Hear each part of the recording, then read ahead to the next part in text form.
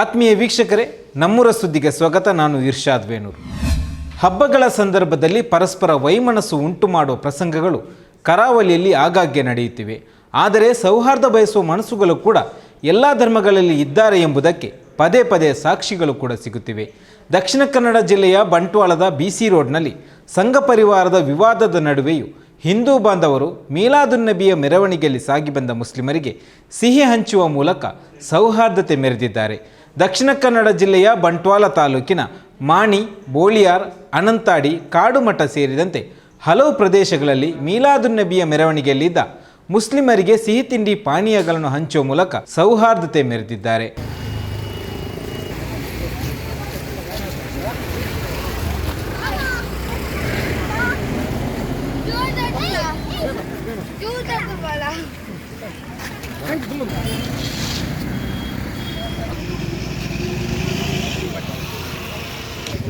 ಪ್ರವಾದಿ ಮೊಹಮ್ಮದ್ ಪೈಗಂಬರರ ಜನ್ಮದಿನದ ಹಿನ್ನೆಲೆಯಲ್ಲಿ ಸೋಮವಾರ ಕರ್ನಾಟಕದಾದ್ಯಂತ ಮುಸ್ಲಿಂ ಬಾಂಧವರು ಮೀಲಾದುನ್ನಬಿ ಆಚರಿಸಿದ್ದಾರೆ.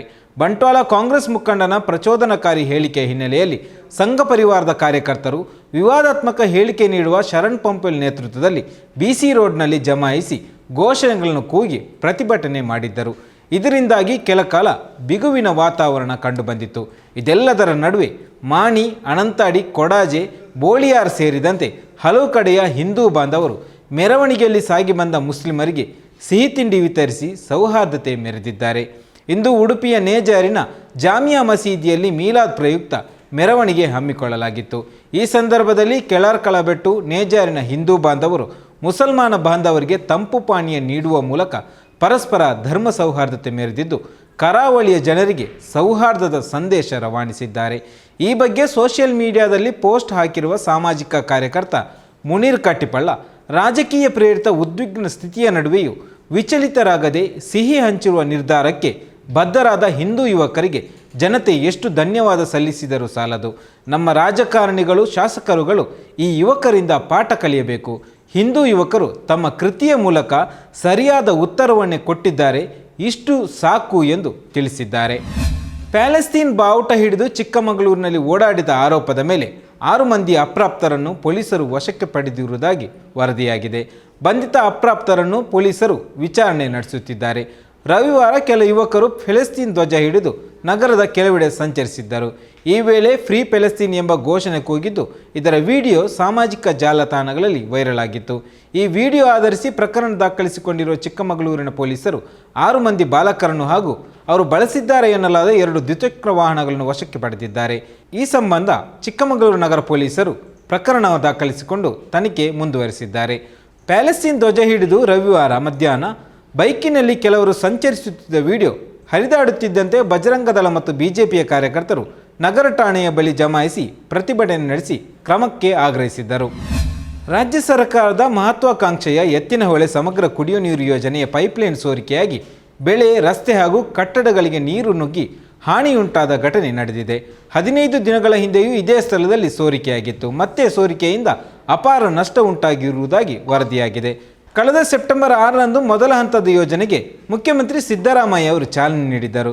ನಂತರ 5 ಚೆಕ್ ಡ್ಯಾಂಗಳಿಂದ ನಿರಂತರವಾಗಿ ನೀರನ್ನು ಹೆಬ್ಬನಹಳ್ಳಿ ಚೆಕ್ ಡ್ಯಾಂಗೆ ಹರಿಸಲಾಗುತ್ತಿದೆ.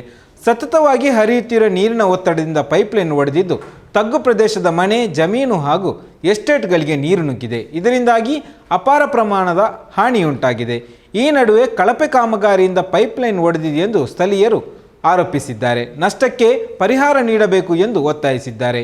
ಈ ಹಿಂದೆ ಯೋಜನೆ ಉದ್ಘಾಟನೆಗೂ ಮುನ್ನವೇ ಪೈಪ್ಲೈನ್ ಹಾಳಾಗಿತ್ತು. ಕಳಪೆ ಕಾಮಗಾರಿಯಿಂದ ಪೈಪ್ಲೈನ್ ಪದೇ ಪದೇ ಹಾಳಾಗುತ್ತಿದೆ. ನಿರಂತರವಾಗಿ ನೀರು ಪಂಪು ಮಾಡಿದ್ದರಿಂದ ಪೈಪ್ಲೈನ್ ಹಾಳಾಗಿದೆ ಎಂದು ಸ್ಥಳೀಯರು ದೂರಿದ್ದಾರೆ. ಕೊಪ್ಪಳ ಜಿಲ್ಲೆಯ ಗಂಗಾವತಿ ತಾಲೂಕಿನ ವಿಠಲಾಪುರ ಗ್ರಾಮದಲ್ಲಿ ಅಂತರ್ಜಾತಿ ವಿವಾಹವಾಗಿದ್ದ ಯುವತಿ ಮರಿಯಮ್ಮಳಿಗೆ ವಿಷ ಉಣಿಸಿ ಕೊಲೆ ಮಾಡಿರುವ ಘಟನೆ ನಡೆದಿತ್ತು. ಈ ಘಟನೆಗೆ ಸಂಬಂಧಿಸಿ ಮೃತ ಯುವತಿಯ ಮನೆಗೆ ಜಿಲ್ಲಾ ಉಸ್ತುವಾರಿ ಸಚಿವ ಶಿವರಾಜ್ ತಂಗಡಿ ಹಾಗೂ ಸಂಸದ ರಾಜಶೇಖರ್ ಹಿಟ್ನಾಳ್ ಭೇಟಿ ನೀಡಿ ಸಾಂತ್ವನ ಹೇಳಿದ್ದಾರೆ. ಈ ವೇಳೆ ಮಾತನಾಡಿದ ಸಚಿವ ಶಿವರಾಜ್ ತಂಗಡಗಿ, ಪಾಲಕರು, ಸಾರ್ವಜನಿಕರು ಯಾವುದೇ ಕಾರಣಕ್ಕೂ ಭಯಪಡಬಾರದು. ಯುವತಿಯ ಸಾವಿಗೆ ನ್ಯಾಯ ದೊರಕಿಸಿಕೊಡಲಾಗುವುದು. ಇಂತಹ ಘಟನೆಗಳು ಆಗಲಾರಂತೆ ಬಿಗಿ ಭದ್ರತೆ ವಹಿಸಲಾಗುವುದು. ಮರಿಯಮ್ಮ ಮನೆಯ ಕುಟುಂಬಕ್ಕೆ ವಿಶೇಷ ಅನುದಾನದಲ್ಲಿ ಪರಿಹಾರವನ್ನು ಒದಗಿಸಲು ಸರ್ಕಾರದಿಂದ ಕ್ರಮ ವಹಿಸಲಾಗುವುದು ಎಂದು ಭರವಸೆ ನೀಡಿದ್ದಾರೆ. ಗಂಡನ ಮನೆಯವರ ವರದಕ್ಷಿಣೆ ಕಿರುಕುಳದಿಂದ ಬೇಸತ್ತ ನವವಿವಾಹಿತೆಯರೋರು ಮನೆಯಲ್ಲಿ ನೇಣು ಬಿಗಿದುಕೊಂಡು ಆತ್ಮಹತ್ಯೆ ಶರಣಾಗಿರುವ ಘಟನೆ ಚಿಕ್ಕಬಳ್ಳಾಪುರ ಜಿಲ್ಲೆಯ ಚಿಂತಾಮಣಿ ನಗರದಲ್ಲಿ ನಡೆದಿದೆ. ಆತ್ಮಹತ್ಯೆಗೆ ಶರಣಾದ ಗೃಹಿಣಿಯನ್ನು 22 ವರ್ಷದ ಬಿಂದುಶ್ರೀ ಎಂದು ಗುರುತಿಸಲಾಗಿದೆ. ಘಟನೆಯ ಸಂಬಂಧ ಯುವತಿಯ ತಂದೆ KB ದೇವರಾಜ್ ಚಿಂತಾಮಣಿ ನಗರ ಠಾಣೆಗೆ ದೂರು ನೀಡಿದ್ದಾರೆ. ಆರೋಪಿಗಳ ವಿರುದ್ಧ ಕ್ರಮ ಕೈಗೊಳ್ಳುವಂತೆ ಒತ್ತಾಯಿಸಿದ್ದಾರೆ. ಬಿಂದುಶ್ರೀಯವರನ್ನು ಆವಳಹಳ್ಳಿ ಬಳಿಯ ಹಿರಂಡಹಳ್ಳಿ ಗ್ರಾಮದ ನಿವಾಸಿ ರಾಘವೇಂದ್ರ ಎಂಬಾತನಿಗೆ ಕಳೆದ ಫೆಬ್ರವರಿ 21ರಂದು ಕೈವಾರದಲ್ಲಿ ಮದುವೆ ಮಾಡಿಸಿಕೊಡಲಾಗಿತ್ತು. ವರದಕ್ಷಿಣೆ ಕಿರುಕುಳದಿಂದ ನನ್ನ ಮಗಳು ಬಿಂದುಶ್ರೀ ಆತ್ಮಹತ್ಯೆಗೈದಿದ್ದಾರೆ. ಮಗಳ ಸಾವಿಗೆ ಗಂಡ ರಾಘವೇಂದ್ರ, ಮಾವ ಮುನಿರಾಜು, ಅತ್ತೆ ಲತಾ, ಮೈದುನ ನರಸಿಂಹ ಇವರ ಕಾರಣ ಎಂದು KB ದೇವರಾಜು ಪೊಲೀಸರಿಗೆ ನೀಡಿದ ದೂರಿನಲ್ಲಿ ತಿಳಿಸಿದ್ದಾರೆ. ಚಿಂತಾಮಣಿ ನಗರ ಠಾಣೆಯ ಪೊಲೀಸರು ಪ್ರಕರಣ ದಾಖಲಿಸಿಕೊಂಡಿದ್ದು ಮುಂದಿನ ಕ್ರಮ ಕೈಗೊಂಡಿದ್ದಾರೆ. ಚಾಲಕನ ನಿಯಂತ್ರಣ ತಪ್ಪಿ ರಸ್ತೆಯ ಡಿವೈಡರ್ಗೆ ಕಾರು ಡಿಕ್ಕಿ ಹೊಡೆದು 8 ವರ್ಷದ ಹೆಣ್ಣು ಮಗು ಶಾಲಿನಿ ಸ್ಥಳದಲ್ಲಿಯೇ ಮೃತಪಟ್ಟು ಮತ್ತೊಂದು ಮಗು ಚಿಂತಾಜನಕ ಸ್ಥಿತಿಗೆ ತಲುಪಿದ ದಾರುಣ ಘಟನೆ ತುಮಕೂರು ಜಿಲ್ಲೆಯ ಗುಬ್ಬಿ ತಾಲೂಕಿನ ದೊಡ್ಡಗುಣಿ ಸಮೀಪದ ರಾಷ್ಟ್ರೀಯ ಹೆದ್ದಾರಿಯಲ್ಲಿ ನಡೆದಿದೆ. ಕಾರಿನಲ್ಲಿ ಚಾಲಕ ಮಲ್ಲಿಕಾರ್ಜುನಯ್ಯ, ಮಕ್ಕಳಾದ ಶಾಲಿನಿ, ಬಸವೇಶ್, ಗಗನ್, ಕರಣ್ ಸೇರಿದಂತೆ ಶ್ರೇಯಸ್ ಪ್ರಯಾಣಿಸುತ್ತಿದ್ದ ವೇಳೆ ಈ ಅವಘಡ ಸಂಭವಿಸಿದೆ. ಓರ್ವ ಮಗುವಿನ ಸ್ಥಿತಿ ಗಂಭೀರವಾಗಿದ್ದು ಇನ್ನು 3 ಮಕ್ಕಳಿಗೆ ಸಣ್ಣ ಪುಟ್ಟ ಗಾಯಗಳಾಗಿದೆ. ಘಟನೆಯ ವೇಳೆ ಹಿಂಬದಿಯ ಕಾರಿನಲ್ಲಿ ಮಕ್ಕಳ ಪೋಷಕರು ಪ್ರಯಾಣ ಮಾಡುತ್ತಿದ್ದರು ಎನ್ನಲಾಗಿದೆ. ಅಪಘಾತದಲ್ಲಿ ಗಾಯಗೊಂಡವರು ಗುಬ್ಬಿ ತಾಲೂಕಿನ ಮತ್ತಿಘಟ್ಟ ಮತ್ತು ಕಲ್ಲೂರು ಕ್ರಾಸ್ ಗ್ರಾಮದವರಾಗಿದ್ದು ಮಕ್ಕಳನ್ನೆಲ್ಲ ಒಂದು ಕಾರಿನಲ್ಲಿ ಕೂರಿಸಿ ದೊಡ್ಡವರೆಲ್ಲ ಮತ್ತೊಂದು ಕಾರಿನಲ್ಲಿ ಪ್ರಯಾಣಿಸುತ್ತಿದ್ದಾಗ ಈ ಅಪಘಾತ ಸಂಭವಿಸಿದೆ. ಮಂಗಳೂರಿನ ಸುರತ್ಕಲ್ನಲ್ಲಿ ಮಸೀದಿಯ ಮೇಲೆ ಕಲ್ಲು ತೂರಾಟ ಪ್ರಕರಣಕ್ಕೆ ಸಂಬಂಧಿಸಿದಂತೆ ಸೋಮವಾರ ಮಂಗಳೂರು ಪೊಲೀಸರು 6 ಜನ ಆರೋಪಿಗಳನ್ನು ಬಂಧಿಸಿದ್ದಾರೆ. ಕೃಷ್ಣಾಪುರ ಬಳಿ ಇರುವ ಮಸೀದಿಗೆ ಬೈಕ್ನಲ್ಲಿ ಬಂದಿದ್ದ ಕಿಡಿಗೇಡಿಗಳ ತಂಡ ಕಲ್ಲು ಎಸೆದು ಪರಾರಿಯಾಗಿತ್ತು. ಇದೀಗ ಮಂಗಳೂರು ಪೊಲೀಸರು 6 ಮಂದಿಯನ್ನು ಬಂಧಿಸಿದ್ದಾರೆ. ಸುರತ್ಕಲ್ ಆಶ್ರಯ ಕಾಲೋನಿ ನಿವಾಸಿ ಭರತ್, ಚೆನ್ನಪ್ಪ, ನಿತಿನ್, ಮನು ಮತ್ತು ಮುಂಚೂರು ನಿವಾಸಿ ಸುಜಿತ್ ಎಂಬುವರು ಬಂಧಿತ ಆರೋಪಿಗಳೆಂದು ತಿಳಿದು ಬಂದಿದೆ. ಹುಬ್ಬಳ್ಳಿ ನಗರದ ಹಳೆ ಕೋರ್ಟ್ ಬಳಿ ತೆರಳುತ್ತಿದ್ದಾಗ ಫ್ಲೈಓವರ್ ಕಾಮಗಾರಿಯ ರಾಡ್ ತಲೆ ಮೇಲೆ ಬಿದ್ದು ಗಾಯಗೊಂಡಿದ್ದ ಹುಬ್ಬಳ್ಳಿ ಉಪನಗರ ಠಾಣೆ ASI ನಾಭಿರಾಜ್ ಚಿಕಿತ್ಸೆ ಫಲಕಾರಿಯಾಗದೆ ರವಿವಾರ ಮೃತಪಟ್ಟಿದ್ದಾರೆ. ಘಟನೆಯ ಬಳಿಕ ಪ್ರಕರಣವನ್ನು ಗಂಭೀರವಾಗಿ ತೆಗೆದುಕೊಂಡಿರುವ ಹುಬ್ಬಳ್ಳಿ ಧಾರವಾಡ ಪೊಲೀಸರು ಮಹಾರಾಷ್ಟ್ರ ಮೂಲದ ಜಂಡು ಕನ್ಸ್ಟ್ರಕ್ಷನ್ ಕಂಪನಿಯ 11 ಜನ ನೌಕರರನ್ನು ಬಂಧಿಸಿದ್ದಾರೆ. ಕಂಪನಿಯ ಸೂಪರ್ವೈಸರ್ ಹರ್ಷ ಹೊಸಗಾಣಿಗೆಯರ, licensing engineer Jitendra Pal, engineer Bhupender, ನೌಕರರಾದ ಮೊಹಮ್ಮದ್ ಮಿಯಾ, ಅಸ್ಲಂ, ಮೊಹಮ್ಮದ್ ಹಾಜಿ, ಸಬೀಬ್, ರಿಜಾವುಲ್, ಶಮೀಮ್ ಅಲಿಯಾಸ್ ಪಿಂಟು ಶೇಖ್, ಮೊಹಮ್ಮದ್ ಆರಿಫ್ ಮತ್ತು ಕಾರ್ಮಿಕ ಗುತ್ತಿಗೆದಾರ ಮೊಹಮ್ಮದ್ ರಬಿಯುಲ್ ಹಕ್ ಬಂಧಿತರು. ಕಳೆದ ಮಂಗಳವಾರ ಸಂಜೆ 4 ಗಂಟೆಗೆ ಕೆಲಸಕ್ಕೆ ಹೋಗುವ ಸಮಯದಲ್ಲಿ ಹುಬ್ಬಳ್ಳಿಯ ಕೋರ್ಟ್ ವೃತ್ತದ ಬಳಿ ಫ್ಲೈಓವರ್ ಕಾಮಗಾರಿಯ ರಾಡ್ ನಾಭಿರಾಜ್ ಅವರ ತಲೆ ಮೇಲೆ ಬಿದ್ದಿತ್ತು. ಹೆಲ್ಮೆಟ್ ಹಾಕಿದ್ದರೂ ಕೂಡ ಹೆಲ್ಮೆಟ್ ಸೀಳಿ ನಾಭಿರಾಜ್ ತಲೆಗೆ ಗಂಭೀರ ಗಾಯವಾಗಿತ್ತು. ಕೂಡಲೇ ನಾಭಿರಾಜ್ ಅವರನ್ನು ಖಾಸಗಿ ಆಸ್ಪತ್ರೆಗೆ ದಾಖಲಿಸಲಾಗಿತ್ತಾದರೂ ಕೂಡ ಚಿಕಿತ್ಸೆ ಫಲಕಾರಿಯಾಗದೆ ರವಿವಾರ ಮೃತಪಟ್ಟಿದ್ದಾರೆ. ಪ್ರಧಾನಮಂತ್ರಿ ಪೋಷಣ್ ಶಕ್ತಿ ನಿರ್ಮಾಣ ಯೋಜನೆ ಅನುಷ್ಠಾನದಲ್ಲಿ ಕರ್ತವ್ಯ ನಿರ್ಲಕ್ಷ್ಯ ಮತ್ತು ಹಾಲಿನ ಪೌಡರ್ ಪ್ಯಾಕೆಟ್ಗಳನ್ನು ಶಾಲೆಯಿಂದ ಕದ್ದೊಯ್ದ ಆರೋಪದ ಮೇಲೆ ಸರ್ಕಾರಿ ಶಾಲೆಯ ಮುಖ್ಯ ಶಿಕ್ಷಕರೋರ್ವರು ಅಮಾನತುಗೊಂಡಿದ್ದಾರೆ. ಕಲಬುರಗಿ ಜಿಲ್ಲೆಯ ಅಫ್ಜಲ್ಪುರ ತಾಲೂಕಿನ ಸ್ಟೇಷನ್ ಗಾಣಗಾಪುರ ಸರ್ಕಾರಿ ಹಿರಿಯ ಪ್ರಾಥಮಿಕ ಶಾಲೆಯ ಮುಖ್ಯ ಶಿಕ್ಷಕರಾಗಿರುವ ಕಾಜಪ್ಪ ದೊಡ್ಡಮನಿ ಅವರನ್ನು ಅಮಾನತುಗೊಳಿಸಿ DDPI ಸೂರ್ಯಕಾಂತ್ ಮದಾನೆ ಆದೇಶ ಹೊರಡಿಸಿದ್ದಾರೆ.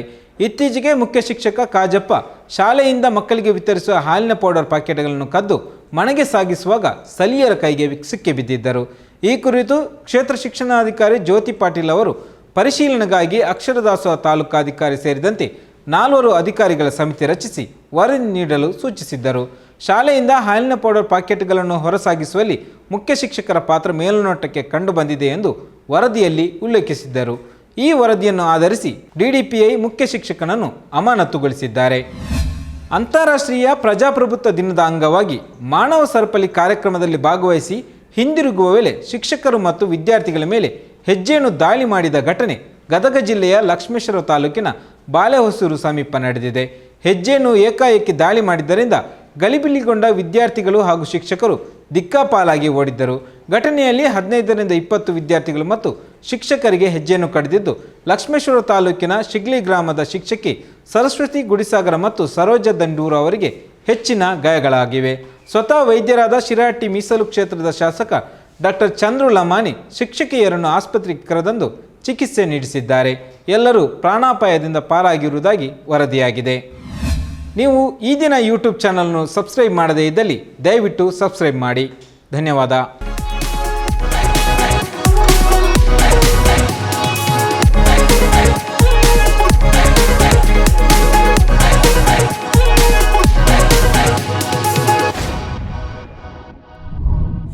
ಮತ್ತಷ್ಟು ವಿಶೇಷ ವಿಡಿಯೋಗಳನ್ನು ನೋಡಲು ಮತ್ತು ಹೊಸ ವಿಡಿಯೋಗಳ ಬಗ್ಗೆ ತಿಳಿಯಲು ಈ ದಿನ .com ಯೂಟ್ಯೂಬ್ ಚಾನೆಲ್ ಸಬ್ಸ್ಕ್ರೈಬ್ ಮಾಡಿ ಮತ್ತು ಬೆಲ್ ಐಕಾನ್ ಕ್ಲಿಕ್ ಮಾಡಿ.